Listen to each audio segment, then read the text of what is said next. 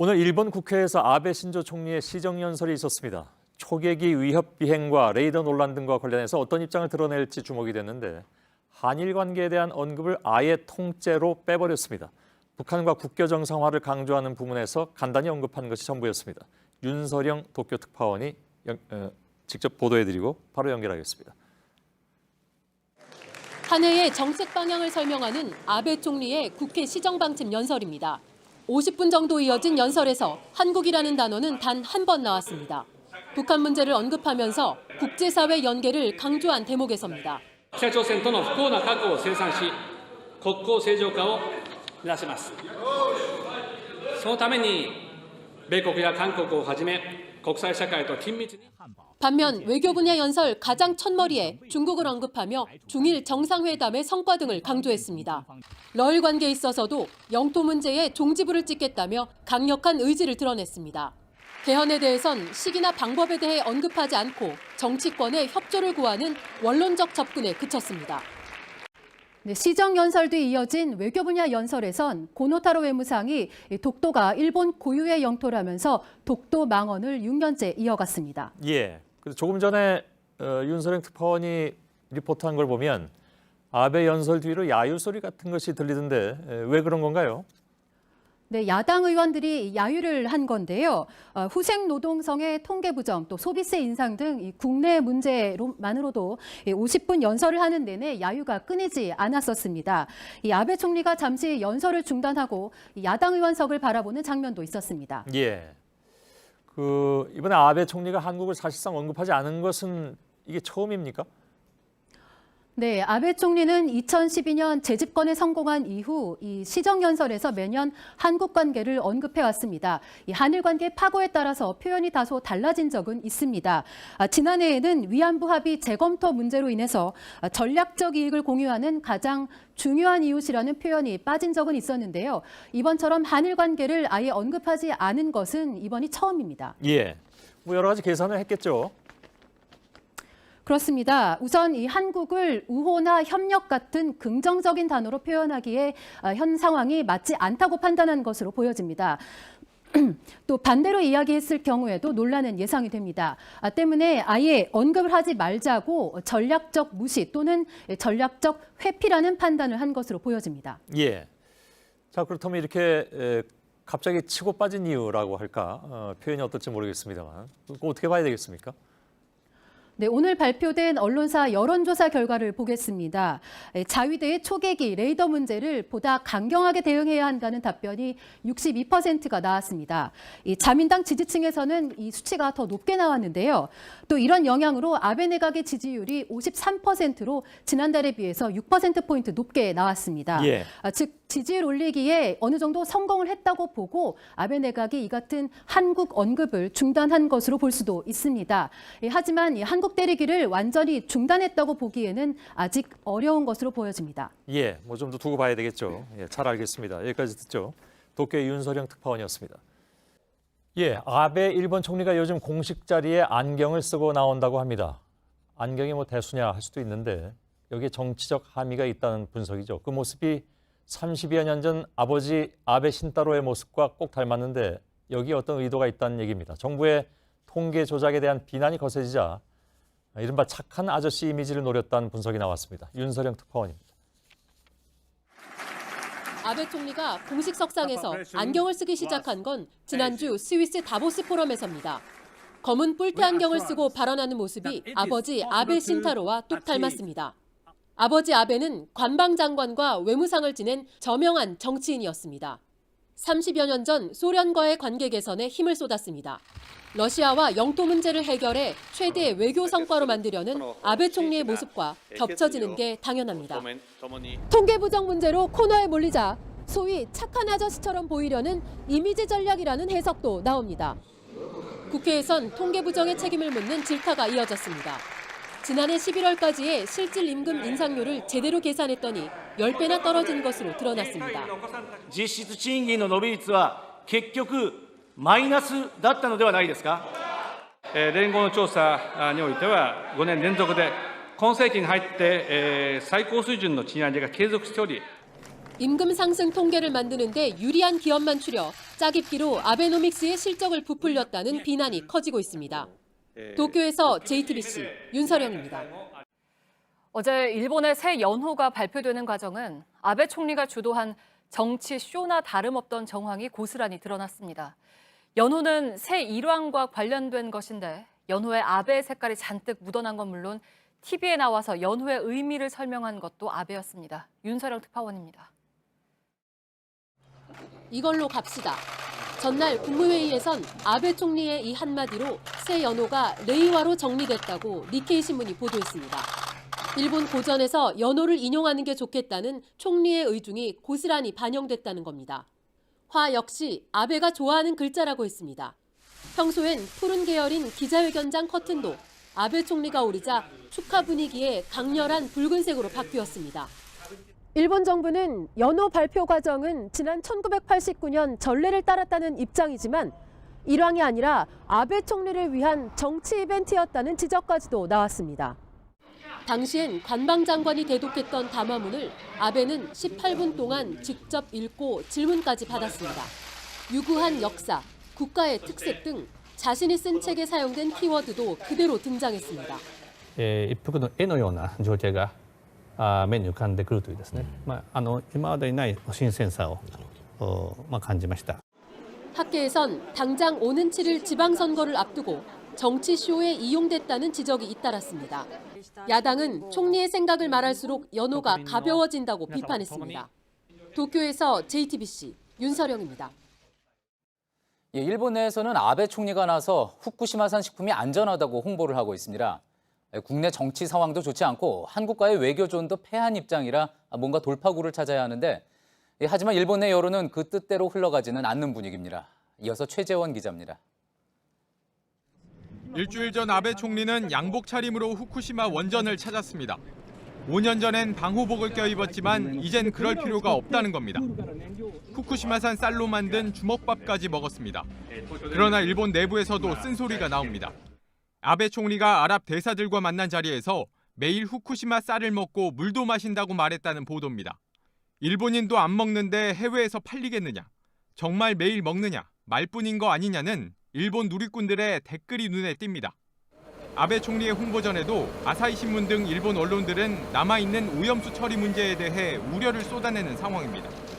아베 정권은 장차관급 인사가 낙마한 데 이어 WTO 외교전까지 패배하며 잇따라 점수를 잃고 있습니다. 집권 여당에서도 불만이 터져나왔습니다. 지난 17일 자민당 수산외교합동회의에선 외교 패배이며 정부 책임이 무겁다는 질책이 쏟아졌다고 일본 언론들은 전했습니다. 이런 가운데 오는 6월 오사카 G20 회의에서 한일 정상회담은 없을 것이란 관측이 나오는 것을 두고 아베 정권의 불편한 심기가 담겼다는 분석도 나옵니다. JTBC 최재원입니다. 총리가 자기한테 불리한 건 아무것도 얘기하지 않는다. 후쿠시마 수산물 시장을 취재한 저희 기자에게 현지 상인이 한 말입니다. 아베 정부와 여당인 자민당 내에서는 한국에 대한 대항 조치나 세계무역기구 WTO 항의 계획 등을 지속적으로 흘리면서 시선을 외부로 돌리려 했죠. 일본 국민들은 WTO 결과에 승복하지 않는 아베 정권의 생각과는 다른 것 같습니다. 우리도 우리 것을 먹지 않을지도 모른다. 후쿠시마 어민들은 아베 정권에 대한 불신을 있는 그대로 드러냈습니다. 윤서령 특파원입니다. 도쿄에서 차로 3시간 거리에 있는 후쿠시마현 이와키시입니다. 관광버스가 늘어설 정도로 붐볐던 수산시장은 2011년 후쿠시마 제1원전 사고 이후 관광객이 크게 줄었습니다. 이날 항구로 들어온 가자미와 정어리 등 수산물에 대한 방사능 검사가 이뤄지고 있습니다. それよりもさらに低い50ベクレルをもし超えることがあれば自主的に出荷制限をするという 하지만 일본 내에서도 후쿠시마산은 여전히 외면받는 상황입니다. 価格が安いとか安いだから例えば今までキロ100円くれて売ったものも10円だとかただでもいらないとか 후쿠시마산 수산물 수입 재개를 기대했던 주민들은 크게 실망하고 있습니다. 특히 규제가 가장 강했던 한국과 패소 이후 다른 나라들도 규제를 강화하는 것 아닌지 우려하는 목소리가 나왔습니다. 판로가 아예 끊길 처지에 놓였다는 겁니다. その影響で規制ではなく全く取らないっていうねわけになっちゃう可能性もあるわけだからさ、それがやっぱし心配。 후쿠시마 제1원전에서 약 70km 떨어진 이와키시 오나하마 항입니다. 이곳에서는 제한적으로 시험 조업이 이뤄지고 있는데요. 실제로 조업에 나섰던 어민들을 만나 이야기를 직접 들어보겠습니다. 世界的にもこうにあって認めてくれねえんだと大丈夫なのってやっぱり来る人だってやっぱりね観光の人らなんかもやっぱり懸念するわな。 수산물은 물론 후쿠시마산 전체에 부정적인 영향을 줄 거라는 우려입니다.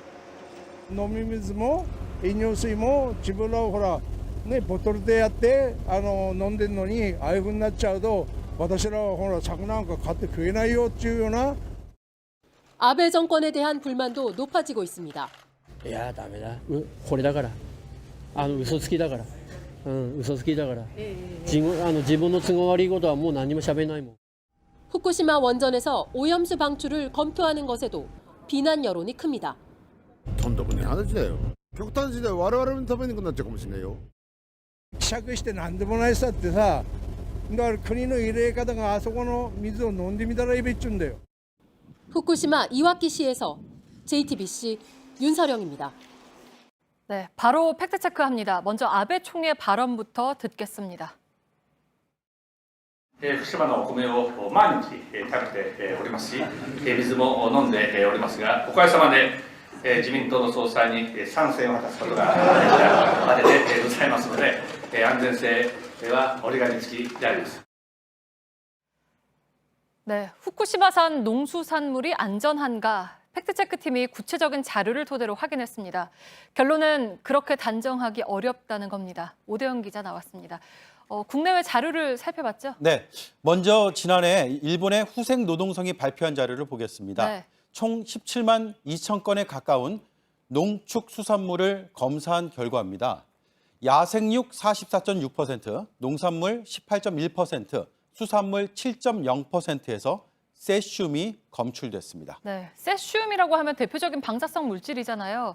그럼 결국에는 일본 정부의 자료로 아베 주장이 깨지는 겁니까? 그런데 일본 정부는 그렇게 해석하고 있지 않습니다. 일단 세슘의 검출률은 높지만 검출량이 기준치에 미치지 못하다. 그래서 안전하다고 주장을 하고 있습니다. 네. 세슘의 경우 킬로그램당 100베크렐을 넘지 않으면 인체에 위해하지 않다라는 겁니다. 앞서 보신 17만 2천 건 가운데 이 기준치를 넘는 경우는 그리 많지가 않습니다. 네, 그러니까 검출률은 높지만 검출량이 적으니까 문제 없다 뭐 이런 논리인 건데 사실입니까? 사실 조금이라도 나왔으면 안전을 장담할 수가 없는 거 아닙니까? 네, 그런데 방사성 물질이 적더라도 암을 일으킬 수 있다라는 게 유력한 학설입니다. 네. 그리고 WTO 역시 기준치 이하라는 것이 안전하다라는 것을 증명한 게 아니라고 분명하게 밝혔습니다. 완전하게 증명된 영역이 아니기 때문입니다. 다만 원자력 학계 일부에서는 기준치를 넘지 않으면 위험성을 말하기 어렵다라는 반론도 있습니다. 네, 그러니까 안전한지 아닌지는 일본이 아니라 수입을 할지 말지 결정하는 우리 입장에서 봐야 하는 거 아니겠습니까? 네, 그게 바로 무역의 원칙이기도 합니다. 저희가 올해 4월 기준으로 후쿠시마가 아닌 일본의 다른 지역에서 수입한 수산물을 모두 살펴봤습니다. 총 373번의 샘플 조사가 이루어졌는데 방사성 물질이 나온 경우는 단 한 건도 없었습니다. 반면에 후쿠시마 현이 4월에 검사한 235건에선 정도의 차이는 이렇게 있지만 네. 모두 세슘이 나왔습니다. 검출률 100%입니다. 2011년 사고 직후에 검출된 방사성 물질에 비하면 그 양은 점차 줄고 있는 게 사실입니다. 하지만 양이 적다고 안전한 것인지 또 앞으로 그런 것인지는 단정할 근거가 없습니다. 네, 일본 내에서도 후쿠시마산을 먹는다는 사람이 18%에 불과하다라는 설문조사 결과도 있잖아요. 네. 이 숫자에도 답이 있는 것 같습니다. 팩트체크 오대영 기자였습니다. 아베 신조 일본 총리가 조건을 달지 않고 북한 김정은 국무위원장과 회담하고 싶다는 의지를 강하게 밝혔습니다. 이런 제안은 처음입니다. 그런데 전략적 판단을 할 지도자라고 띄우기도 했지만 여기엔 물론 계산이 깔려 있습니다. 윤서령 특파원입니다. 아베 총리가 미일 정상회담 이후 북일 정상회담에 강한 의욕을 드러냈습니다.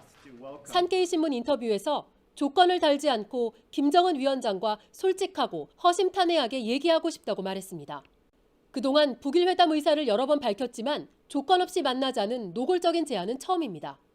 김 위원장을 국가를 위해 전략적 판단을 할 지도자라며 트럼프 대통령으로부터 납치 문제 해결을 위한 북일 회담의 지지도 얻어냈다고 말했습니다. 아베 총리가 이처럼 적극적으로 나서는 것은 집권 후반기 외교 올인 전략의 일환입니다. 러시아와 영토 문제에서 소득이 없고 미국과 무역 협상도 쉽지 않은 가운데 북일 관계를 통해 돌파구를 마련하겠다는 계산이 작용했습니다. 아베에게 납치 문제 해결은 정치적 숙제나 다름없습니다. 일본 정부는 최근 발간한 외교청서에서 북한과 관련해 최대한 압력이라는 문구를 삭제하는 등 유화적 제스처를 펼쳐왔습니다. 납치 문제는 이미 해결됐다는 입장인 북한이 어떻게 받아들일지 미지수입니다. 납치 문제 담당상인 스가 관방장관은 오는 9일 미국을 방문합니다. 납치 문제와 북일 회담 성사를 위한 미일 협력 방안이 구체화될지 주목됩니다. 도쿄에서 JTBC 윤서령입니다.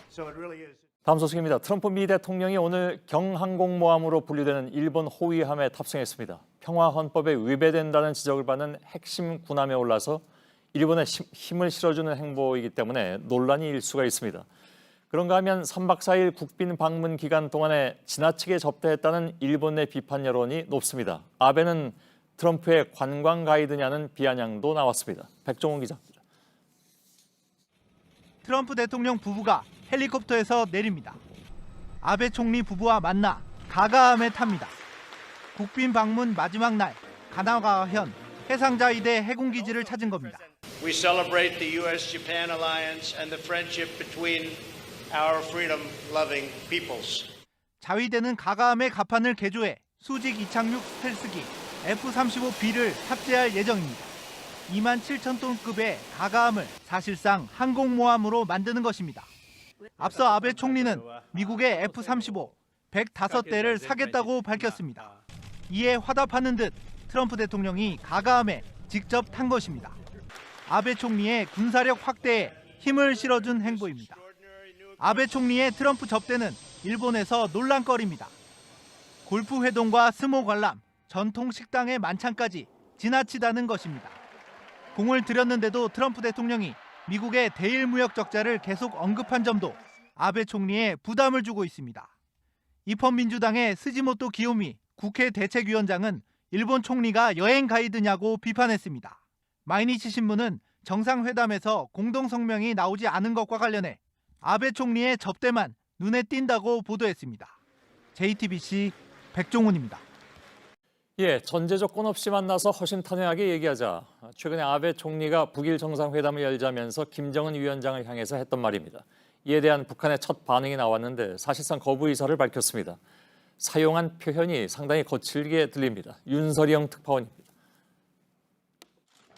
아베 패당의 낯가주기 두텁기가 곰발바닥 같다. 조건 없이 만나자는 아베 총리의 요청에 북한은 일단 퇴짜를 놓았습니다. 북한 조선아시아태평양 평화위원회 대변인이 조선중앙통신을 통해 처음으로 보인 반응입니다. 최근 고노타로 외무상이 제재 해제를 위한 북한의 올바른 판단을 촉구한 데 대해서도 맹비난을 했습니다. 제재 강화를 강조하는 등 적대시 정책에서 달라진 게 없다는 겁니다. 그러면서 일본이 과거를 깨끗이 청산하고 결단을 내려야 할 때라고 했습니다. 일본 정부는 북측 발언에 일일이 신경 쓰지 않는다고 밝혔습니다. 前提条件なしに日朝首脳会談の実現を目指していくお考えに変わりはないという。全く変わりありません。 북일 정상회담 개최를 위해 트럼프 대통령의 지지까지 얻어냈다고 자랑한 아베 총리는 머쓱하게 됐습니다. 다음 달 참의원 선거를 앞두고 납치 문제에 대한 논의를 진전시키는 등 외교력을 과시하려 했던 아베 총리의 전략에도 차질이 생겼습니다. 도쿄에서 JTBC 윤서령입니다. 일본 오사카에서 내일 모레부터 G20, 즉 주요 20개국 정상회의가 열리죠. 주최국인 일본의 아베 총리는 19명의 정상급 인사와 회담을 하면서도 바로 옆 나라인 한국 대통령과는 만나지 않습니다. 이런 회담이야 원래 좀 형식적이긴 한 것이지만 모양만 놓고 보자면 아베가 대인배는 못 된다는 느낌을 지우기 어렵습니다. 윤서령 특파원입니다. 오사카에서 열리는 G20 주요 20개국 정상회의의 일정이 공개됐습니다. 의장국인 일본 아베 신조 총리는 총 정상급 19명과 양자회담을 갖습니다. 오늘 마크롱 프랑스 대통령과 정상회담을 시작으로 인도, 중국, 미국, 러시아 정상 등과 차례로 회동합니다. 문재인 대통령과의 정상회담 일정은 잡지 않았습니다. 首脳会談についてはですね、非常に時間が限られています。そういう中で総合的に判断をしていきたいというふうに思います。 G20 기간 함께 열리는 외교장관 회담 역시 한일 회담은 현재 예정된 게 없습니다. 외무성 관계자는 JTBC 문의에 대해 현 시점에서 말할 수 있는 것이 없다고 말했습니다. 일본 정부는 오는 10월 열리는 해상자위대 관함식에도 한국 해군은 초청하지 않겠다는 입장입니다. 주일 한국 대사관 측은 해상자위대로부터 참석 요청이 없었다고 말했습니다. 도쿄에서 JTBC 윤서령입니다. 네, 한일 정상회담은 결국 열리지 않을 것 같은데 두 정상이 이야기는 좀 나눴습니까? 네, 오늘 두 정상은 약식 회담은 물론이고 서서 이야기를 나누는 장면도 보여지지 않았습니다. 오늘 오전에 두 정상이 악수를 나눈 장면이 있었는데 이 모습을 안익은 기자가 담아봤습니다. 주최국 정상인 아베 신조 일본 총리가 각국 정상들과 기념 촬영을 합니다. 6번째로 들어온 문재인 대통령이 아베 총리와 약 8초간 악수를 나눕니다. 문 대통령은 미소를 지었지만 아베 총리는 웃는 듯 아닌 듯 애매한 표정입니다. 정면에 카메라만 바라보더니 이내 문 대통령 자리를 안내합니다. 간단한 인사말을 했을 뿐 대화도 없었습니다. 뒤이어 들어온 프랑스 마크롱 대통령과는 포옹까지 한 것을 감안하면 대조적입니다. 일본 언론들도 아베 총리가 굳은 표정으로 문 대통령과 눈도 마주치지 않고 악수했다고 보도했습니다. 아베 총리는 이번 정상회의 때 19명의 정상이나 국제기구 수장과 공식 회담을 할 계획이지만 문 대통령과는 회담을 잡지 않았습니다. 청와대 고위 관계자는 우리 측 제안에도 불구하고 일본은 아직 회담 준비가 돼 있지 않다고 말했습니다. 문 대통령과 아베 총리는 오늘 저녁 정상 만찬과 내일 3번째 정상회의에 함께 참석합니다. 다만 두 정상이 약식 회담이라도 할지 여부는 여전히 불투명합니다. 오사카에서 JTBC 안의근입니다. 오늘 오전 미국과 일본의 두 정상도 회담을 했습니다. 아베 총리는 A4 크기의 종이 한 장을 준비해 간 걸로 알려졌습니다. 구체적인 메모보다는 단순한 시각 자료를 선호하는 트럼프 대통령의 특성을 고려한 걸로 보입니다. 이지은 기자입니다. CNN 윌 리플리 기자는 자신의 SNS에 A4 크기의 문서 한 장을 올렸습니다. 미국의 지도가 꽉 차게 그려져 있습니다. 일본의 투자 상황 업데이트라는 제목이 달렸습니다. 일본은 한 달 동안 미국에 5건을 또 투자했다고 돼 있습니다. 미시건주에 일본 자동차 부품 업체가 4,400개의 직무 교육을 운영했다는 식입니다. 윌 리플리 기자는 아베 총리는 트럼프 대통령이 구체적인 메모보다 시각적 자료를 선호하는 것을 알고 있다며 G20 정상회의에서 트럼프 대통령에게 이 한 장의 문서를 건넸다고 설명했습니다. 또 다른 국가의 지도자들, 김정은 국무위원장은 잘 봐두라고 덧붙였습니다. 실제 트럼프 대통령은 시청각 자료에 상당히 직접적으로 반응하는 경향을 보였습니다. 지난 3월 무장 세력 IS가 모두 제거됐다고 선언할 때 시리아 점령 현황이 점으로 표시된 지도 한 장을 흔들어 보였습니다. 상대를 설득할 때도 시각적으로 잘 정리된 차트나 동영상 등을 내세우는 식입니다. 다만 아베 총리의 이번 문건이 얼마나 효과를 발휘했는지는 미지수입니다. 트럼프 대통령은 일본에 대한 무역 적자가 크다는 점을 강조하며 무역과 군사, 국방 무기 구입에 대해 논의하고 싶다고 압박했습니다. JTBC 이지은입니다. 보신 것처럼 아베 총리의 발언은 상당 부분 사실과 거리가 있습니다. 그럼에도 연일 한국을 때리는 것은 지지율에 도움이 된다는 판단에 따른 것으로 보이는데 아시다시피 일본에서는 이달 21일에 참의원 선거가 있습니다. 아베 지지율 등락과 한국 때리기는 어떤 함수관계를 가지고 있는지 김태영 신진 기자가 분석했습니다.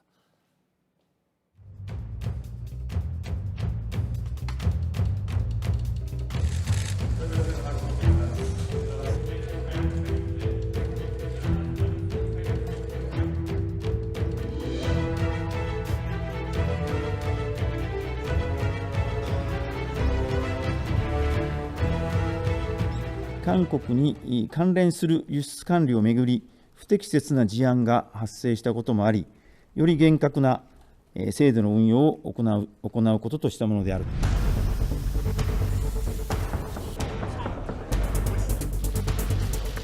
2017년 1월부터 최근까지 2년 반 동안 일본 언론사 3곳이 발표한 여론조사 결과를 이렇게 쭉 펼쳐봤습니다. 모두 비슷한 추이를 보이는데 저희가 특히 주목한 건 아베 총리의 지지율이 떨어지기 시작한 시점들입니다. 2018년 10월 아베 총리의 지지율은 이렇게 하락세입니다. 아베 총리는 강제징용 배상 판결과 관련해 우리 대법원을 공격합니다. この判決は国際法に照らしてありえない判断であります。 지지율은 곧바로 오릅니다. 하지만 이 상승세는 오래가지 못합니다. 외국인 노동자 유입 확대 법안을 강행 통과시키면서 일본 내 여론이 나빠졌기 때문입니다. 지지율은 4에서 6%포인트 급락합니다. 그리고 얼마 지나지 않아 일본 초계기 사건이 터집니다.